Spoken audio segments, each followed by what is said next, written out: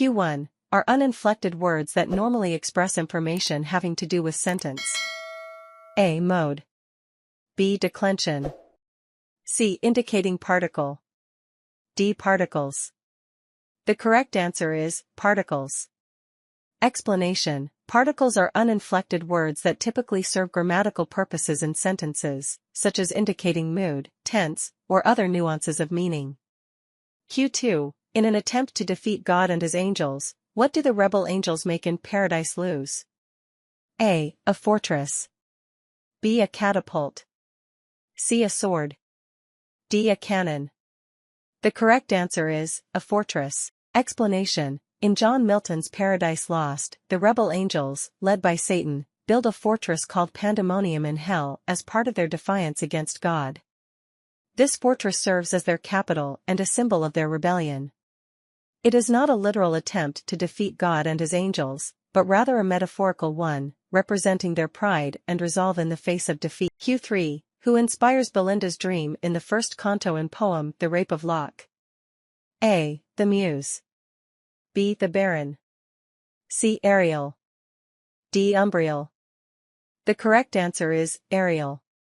Explanation. In Alexander Pope's The Rape of the Lock, Ariel, a sylph, a supernatural being, inspires Belinda's dream in the first canto. Ariel is one of the spirit guides who watches over Belinda and is concerned about her beauty and virtue. In the poem, he helps protect her, and his influence is evident when he inspires her dream, which foreshadows the events of the poem. Q4, a passage to India. How does Aziz sense Mr. Is more sympathetic to him? A. She is about Islam knowledgeable. B. She approaches him first. C. She appears unafraid to him. D. She speaks frankly about her dislike for Mrs. Tottern. The correct answer is, she appears unafraid to him. Explanation. In E.M. Forster's A Passage to India, Aziz senses that Mrs. Moore is sympathetic to him because she appears unafraid and does not judge him based on his background or status. Unlike many of the other British characters in the novel, Mrs. Moore does not carry a sense of superiority or colonial prejudice. Her openness and lack of fear toward him make Aziz feel that she is genuinely kind and understanding, which contributes to their connection. Q5. Which of the following literary critic coined the term fancy? A. Matthew Arnold. B. Carl Jung. C. Samuel Tyler Coleridge. D. Virginia Woolf. The correct answer is Samuel Taylor Coleridge. Explanation. Samuel Taylor Coleridge, in his literary criticism, is credited with distinguishing between imagination and fancy. In his work, Coleridge used fancy to refer to a lower form of creative mental activity that is more mechanical and less profound than the imagination. He contrasts it with imagination, which he sees as a higher, more creative power that can synthesize and elevate experience. Q7. In the essay Tradition and the Individual Talent, Eliot compares the mind of a poet to a receptacle. B. Fountain. C. Catalyst. D. Rhythm. The correct answer is catalyst. Explanation. In his essay Tradition and the Individual Talent, T.S. Eliot compares the mind of a poet to a catalyst. He argues that the poet's role is not to create entirely new ideas or emotions but to act as a catalyst, combining the past literary tradition with their own expression, creating a new work in response to the influence of past works. The poet's mind does not simply absorb or receive ideas, but transforms them through creative processing. Q8, a pattern of accented and unaccented syllables in lines of poetry is called _________. A. Rhyme scheme. B. Meter. C. Alliteration. D. Rhyme. The correct answer is meter. Meter is the pattern of accented, stressed, and unaccented, unstressed, syllables in lines of poetry. This pattern creates a rhythm or beat. Q9, pragmatics and discourse have in common the fact that they are both concerned with A. Function. B. Conversation analysis. C. Politeness principle. D. Relevance theory. The correct answer is function.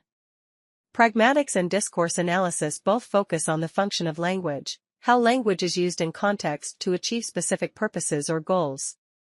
They examine meaning beyond the literal words, considering how context influences interpretation. Q10, when the speaker participates in the conversation and provides only the necessary information the listener needs in order to understand the communication, the process is called A. Directives, B. Presupposition, C. Implicature, D. Non-conventional. The correct answer is implicature. In linguistics, implicature occurs when a speaker implies or suggests something without stating it directly, providing only the necessary information for the listener to understand the intended meaning within context. Q11, a type of figurative language that makes a comparison between two entities to create comparison between two entities to create a descriptive image. A. Idioms, B. Proverb, C. Absurdity, D. Simile. The correct answer is simile.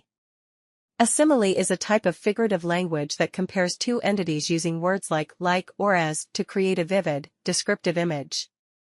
Q12, A only adheres to the formal rule systems of the language, but varies them within a smaller grow language. A. Dialect, B. Discourse, C. Pragmatic development, D. Linguistic competed. The correct answer is dialect. A dialect generally follows the formal rules of a language, but includes variations specific to a particular region, community, or social group. Q13, semantics depends upon individual words used and their conveyed meanings combined with the structure combinations of the words and the meanings of them. Phrasal, sentential, pragmatic, clause. The correct answer is sentential. Sentential semantics refers to the way meaning is derived from individual words combined within the structure of sentences. It focuses on how word meanings and sentence structure work together to convey overall meaning. Q14, in novel Pride and Prejudice, how does Mr. Darcy offend Elizabeth at the first ball? A. He insults her father. B. He dances with Jane often. C. He slaps her. D. He refuses to dance with. The correct answer is, he refuses to dance with her. In Pride and Prejudice, Mr. Darcy offends Elizabeth Bennet at the first ball by refusing to dance with her, which she finds insulting and prideful.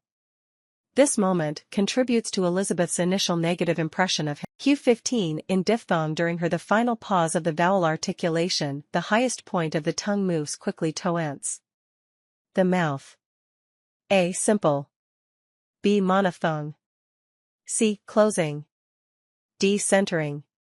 The correct answer here would be closing. In phonetics, a closing diphthong is one where the tongue moves towards a higher position in the mouth as the diphthong progresses.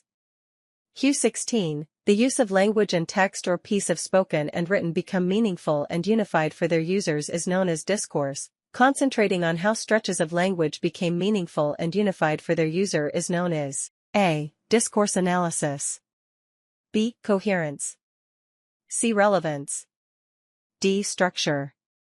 The correct answer is discourse analysis. Discourse analysis focuses on how stretches of language, spoken or written, become meaningful and unified for their users.